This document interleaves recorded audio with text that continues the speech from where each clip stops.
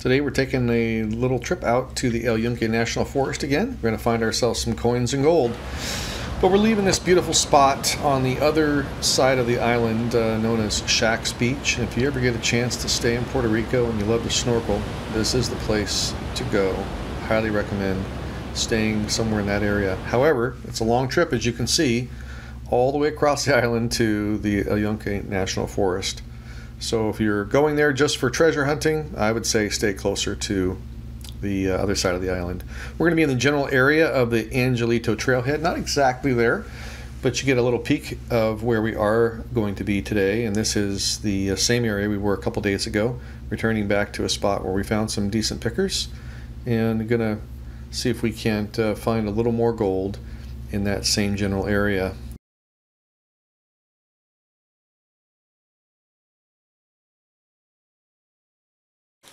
Back in the same spot that I worked the other day, and got dark and got late, so I left.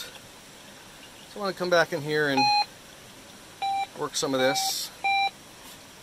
Seem to be getting some readings, but I'm not sure how convinced I am there's anything in right here.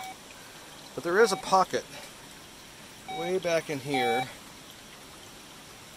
up underneath the rock, and I'm definitely interested in getting back in there, seeing what might be in there. I don't know if you can see, but right under there,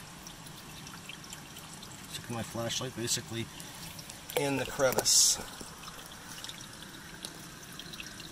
That goes up underneath bedrock, and I got a few little flakes out of there, but I couldn't really get my hand in there very well, so I'm going to go ahead and give it a shot with a couple smaller tools that I brought. Okay, I'm going to do my best to videotape reaching in here with this ladle, because I didn't bring gold painting stuff on my... Well, I brought some, but not everything I wanted. And that's clearly not going to cut it. In fact, I just kind of knocked a bunch of gravel around is all I really did here. That hole's actually a lot thinner than I thought it was. Now I've stirred up a mess, so we're going to pause this until we can get a different tool in there. I was able to widen the hole a little bit and get my hand in there. Put on some gloves here so I didn't tear up my hands, because this bedrock, where it's fractured and never been hit by current or rocks, is pretty sharp. And you can see the sharp pieces in here. But this is what's come out of that hole, at least the first little bit. We're going to go ahead and pan this and see if there's anything in it. Okay, this is the little bit of gravel and, I don't know, black sand or whatever that came out of that hole over there. And I'm going to go ahead and run it through the classifier first. The thing I love about this classifier is it fits perfectly in a bucket if you want to do a whole bucket's worth, but you can also just put it right in your pan and just lower it in the water just a little bit like this. Give it some shaking, maybe a little wash or two. You can actually fill this thing up all the way to the top, and then just wash down what's left. So just have, you can see kind of the sharp pieces. I'll of course pick through this in a minute. In the meantime, what we're left with is this material. So I'm going to go ahead and give this a good little shake. I'm just vibrating this back and forth like a steering wheel, giving the gold a chance to have gravity do its job and work its way past all of the other rocks. I jiggle it left, back, and then forward like this, back and forth, and then right into the corner. Don't want the material spilling over the edge, but this is essentially where you want to vibrate that into. And the idea being that this crevice right here, underneath here, is where that gold will have vibrated itself to, if there is any. So I'm going to start on this side with these nice big grooves. That'll get any gold that's trying to work its way up underneath this rock will get caught in those grooves. So I'm going to shake it backwards, vibrate it back into that little groove again. I like to do a little bit of a circular motion. It tends to pick up the lighter rocks and wash them loose and then out. So kind of a circular motion. Back.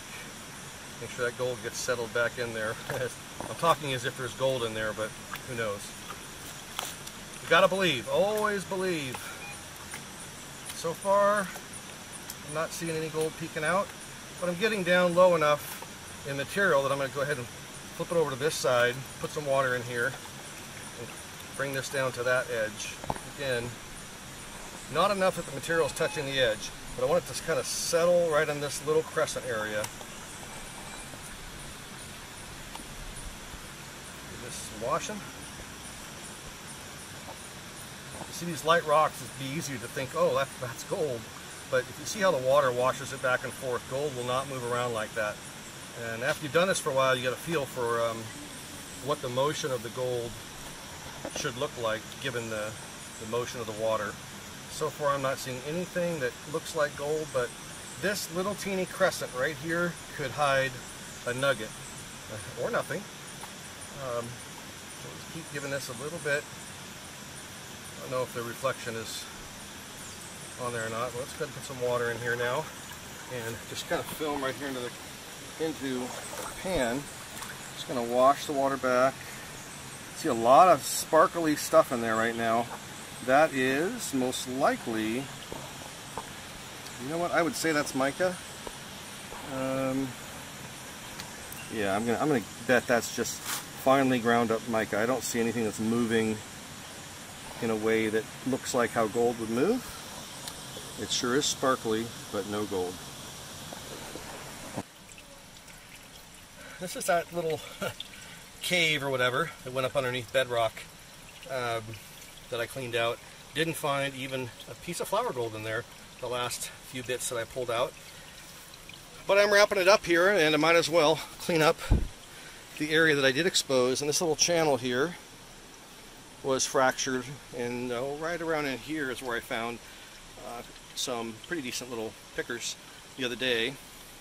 So this last little bit of material is what's come out of here. I'm going to go ahead and pan that.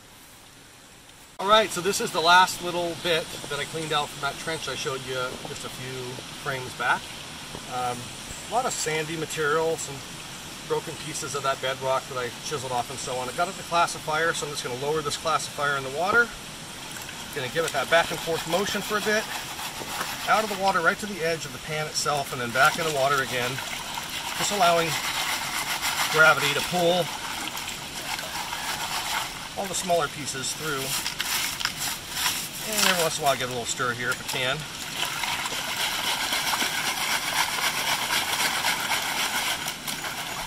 Alright, if there's any gold smaller than that, it'll be in here. That's the bit of material that we're going to go ahead and pan now. And it won't take long. We can pan this probably in about 3 minutes. So I'm going to give this now some good back and forth vibration. Let the gold work its way to the bottom, like we always do.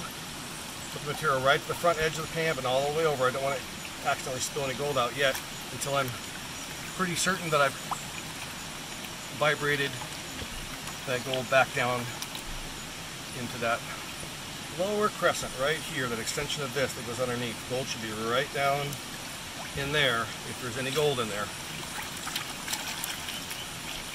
So confident in the laws of physics, I can give this a relatively aggressive little pan, taking some material off of there, especially since I'm using this the groove side of the pan. If I do accidentally grab any gold that hasn't made it all the way to the bottom, it's going to tend to travel along and get caught up underneath here, so we can be relatively aggressive. But every few, I vibrate it back, I vibrate it forward, just to put any gold back into its place, so to speak. Back, forward.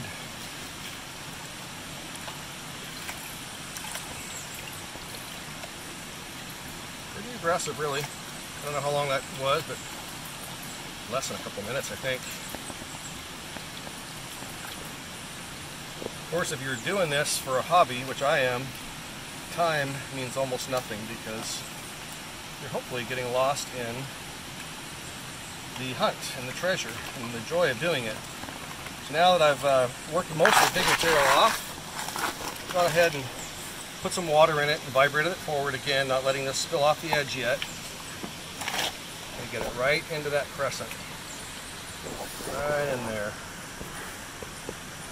And I'll be surprised if there's not something in there. I mean, as much gold as we pulled out of there, I would think a few small flakes were left behind.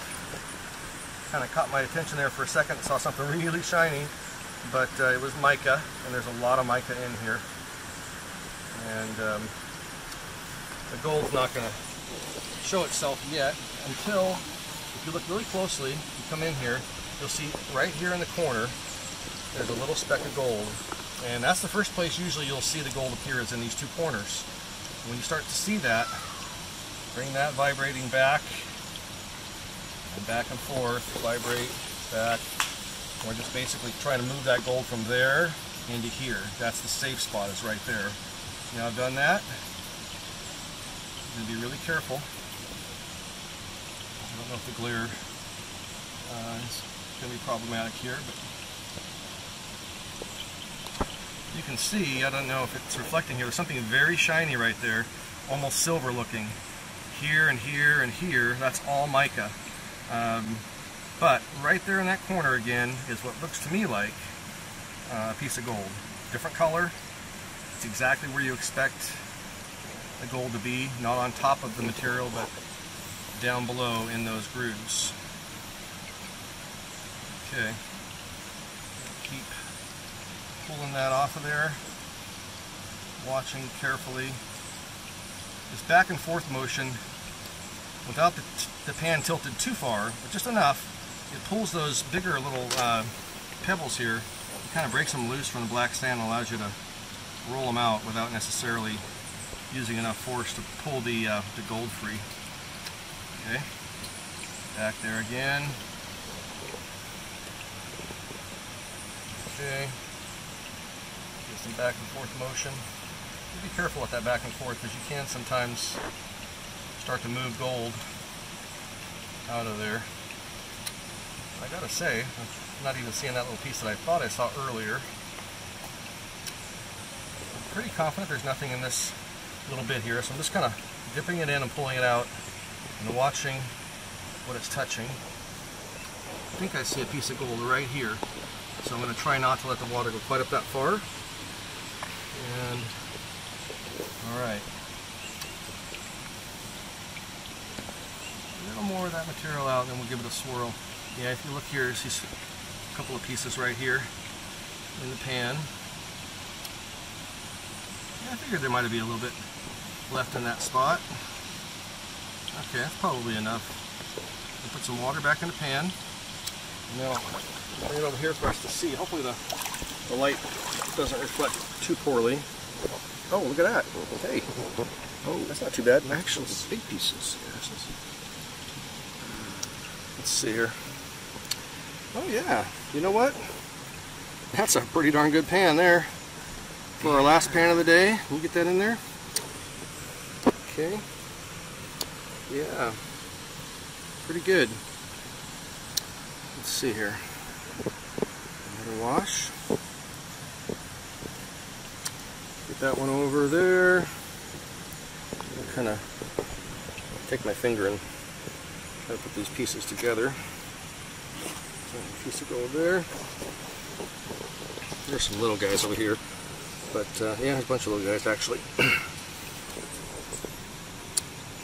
But that's pretty good right here. Mm-hmm. All right, and that's going to be it for our last little cleanup. Just when I thought I was done, I don't know, after you see a little bit of gold in your pan, you wonder, hey, did I clean it out as good as I could have? And so I took a look, and right along this edge here, really, I didn't. And in fact, I still haven't. I could do much more. It's getting late though.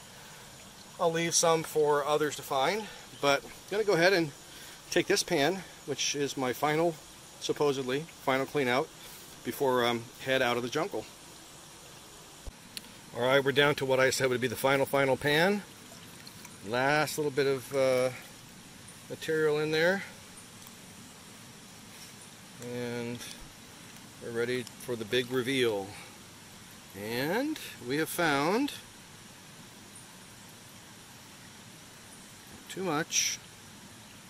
Nice and easy, and We have found absolutely nothing in that last little bit, which is kind of reassuring that I'm not walking away where gold is constantly still revealing itself. But I know there's more there, and I'm hoping for someone else to find it. Thanks for watching.